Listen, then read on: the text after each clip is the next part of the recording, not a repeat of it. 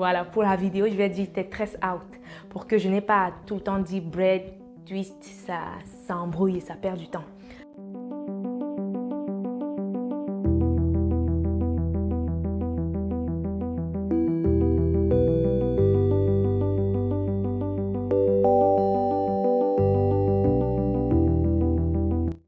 Hello mes pretty, j'espère que vous allez tous bien, j'espère que vous vous portez bien en cette période de fête et j'espère surtout que vos cheveux vont aussi bien que les miens.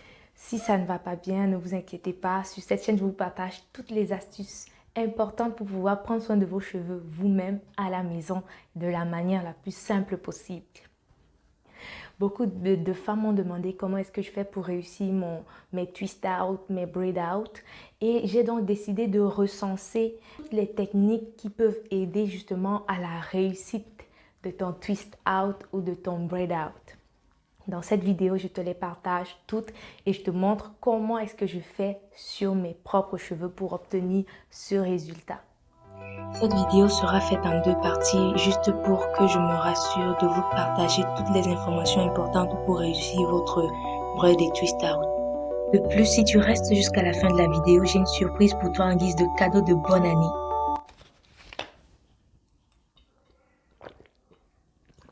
On n'a pas oublié les bonnes habitudes, hein. On continue de boire son eau. Donc, pour que tu réussisses tes tresses out, il faudrait justement que tu appliques deux conditions très importantes que moi j'ai recensées.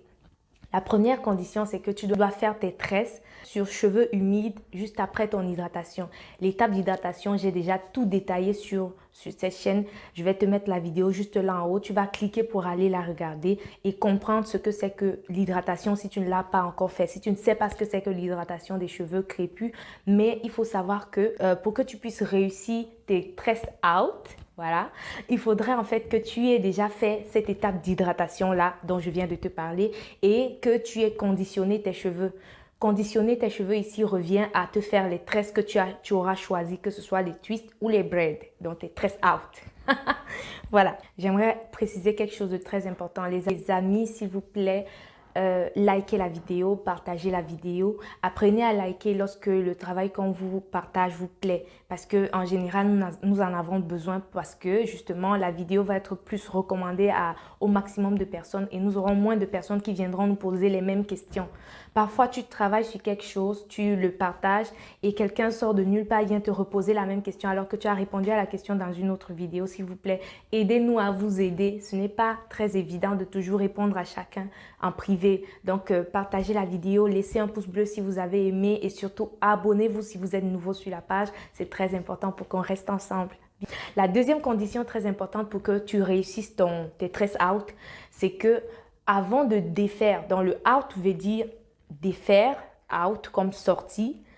Quand tu veux donc détacher tes tresses ou défaire tes tresses, la deuxième condition très importante qui va vraiment définir la qualité du résultat que tu auras sera roulement de tambour.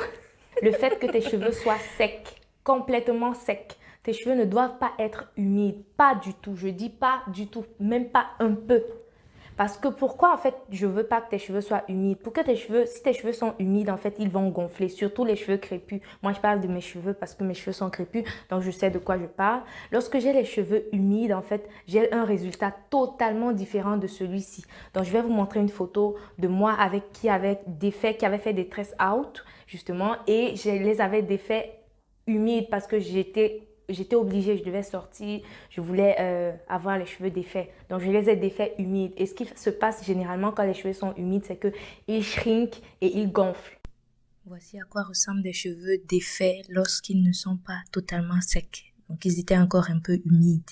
Donc, le résultat n'y est pas du tout. On n'a pas du tout la même définition.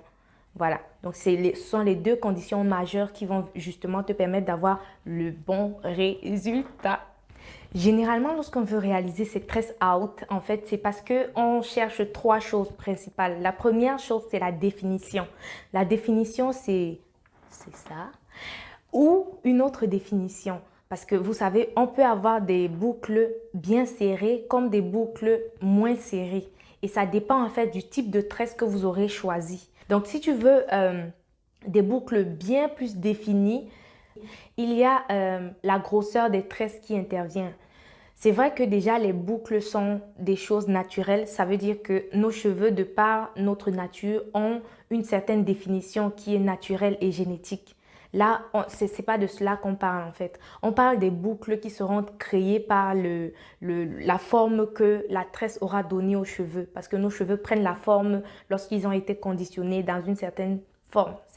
Si tu veux plus de définition, tu dois aller sur des tresses fines. Ça veut dire que tu dois diminuer la grosseur des tresses. Et si tu veux beaucoup de volume, tu dois aller sur des tresses volumineuses. Donc la première chose, ce sera la définition que l'on cherche généralement. La deuxième chose, ce sera peut-être du volume et la troisième chose sera peut-être de la longueur. Ça dépend des goûts de chacun. Moi, par exemple, je prends mon cas parce que c'est celui que je connais. J'aime beaucoup plus de longueur et moins de volume. Je peux avoir beaucoup plus de volume que ça. Et si tu veux le volume, en fait, il y a une autre manière de travailler. Si tu veux plus de longueur, il y a une autre manière de travailler. Mais ici, je vais te dire en fait que si tu veux le volume, d'après mon expérience, il faudrait que tu fasses des twist out. Parce que moi, quand je fais les twist out, j'ai beaucoup plus de volume que quand je fais les braid out. J'ai l'impression que mes braid out étirent plus les cheveux que les twist out. Et les twist out me donnent de grosses boucles et ça fait en sorte que la définition et la longueur est moins importante qu'avec les braid out. Donc, c'est ça. Maintenant, si tu veux encore plus de volume, tu peux utiliser un peigne à dents larges pour pouvoir avoir plus de volume. Mais dans cette vidéo, je ne vais pas te montrer comment le faire parce que je ne le fais pas. Je ne veux pas beaucoup de volume. Ce volume me convient parfaitement. Voilà. Et dans cette vidéo, comme je disais, je vais te montrer ce que moi je fais qui me permet d'avoir ce résultat.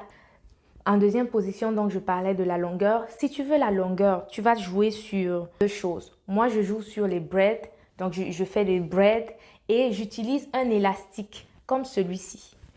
J'utilise un élastique sur mes braids humides. Lorsque j'ai fini mon hydratation, je les tiens.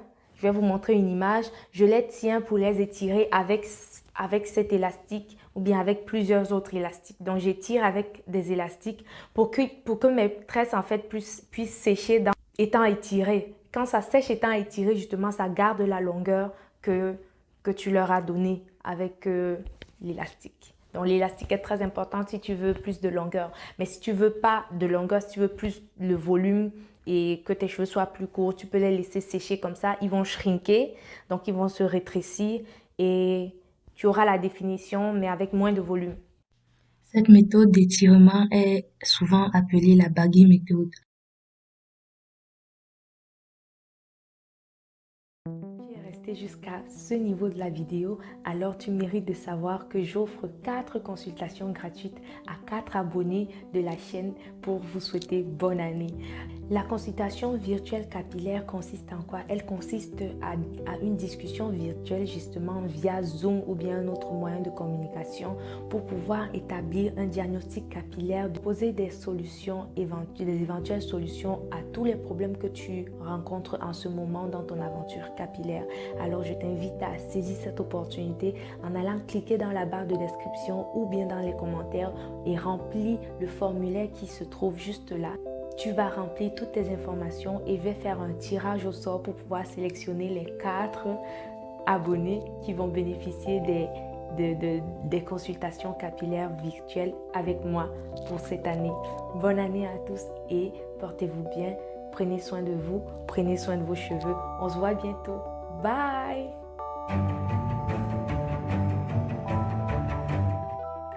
Dans la prochaine vidéo, nous allons voir les cas pratiques sur mes cheveux, comment est-ce que je défais ma mise en pli